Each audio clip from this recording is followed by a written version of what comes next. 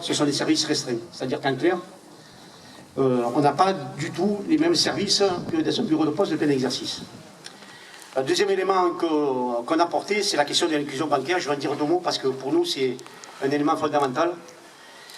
Au-delà du maillage et de l'aménagement du territoire, parce que pour nous, l'aménagement du territoire, c'est un élément constituant des services publics qui permet à la fois l'essor économique et à la fois de permettre à l'ensemble des salariés d'avoir une vie sociale beaucoup plus décente. L'inclusion bancaire, c'est aujourd'hui, les banques prélèvent sur chaque compte de plus de 250 € par compte et par an. C'est plus de 3 milliards par an. Et malheureusement, ce sont toujours les personnes les plus défavorisées qui payent un lourd tribut sur ces questions-là. Donc pour nous, et je pense qu'il faut que ce soit repris par tout le monde, par les élus, y compris le gouvernement, la question d'un service public postal, bancaire se pose, y compris dédié aux personnes les plus défavorisées. Je dis ça parce que qui de mieux que la Poste est capable de faire ce service-là? Voilà. Ça, c'est une vraie question. Et nous, dans le département, on a besoin d'avoir des services publics postaux présents partout sur l'aménagement du territoire. Voilà. Le deuxième élément, c'est l'inclusion numérique. Je vais dire deux mots. Parce que comme on est un département hyper rural, on ne peut pas se permettre de continuer à être toujours en retard sur les nouvelles technologies. Je dis ça parce que les services publics, notamment dans les zones enclavées, on n'a pas la possibilité de les avoir.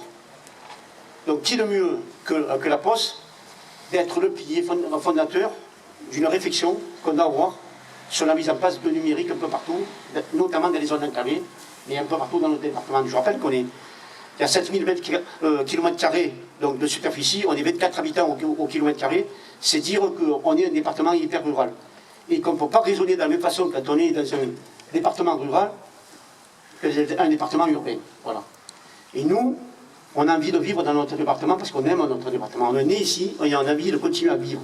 Et de manière décente et avec des services publics qui fonctionnent correctement.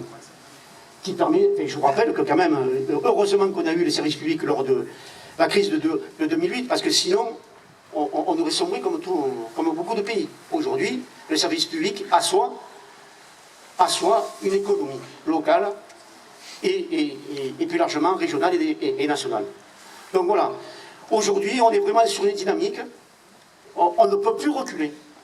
Et on ne doit plus reculer. C'est le message qu'on doit faire passer partout. Aujourd'hui, on a des propositions qui sont concrètes, qui permettent d'avancer.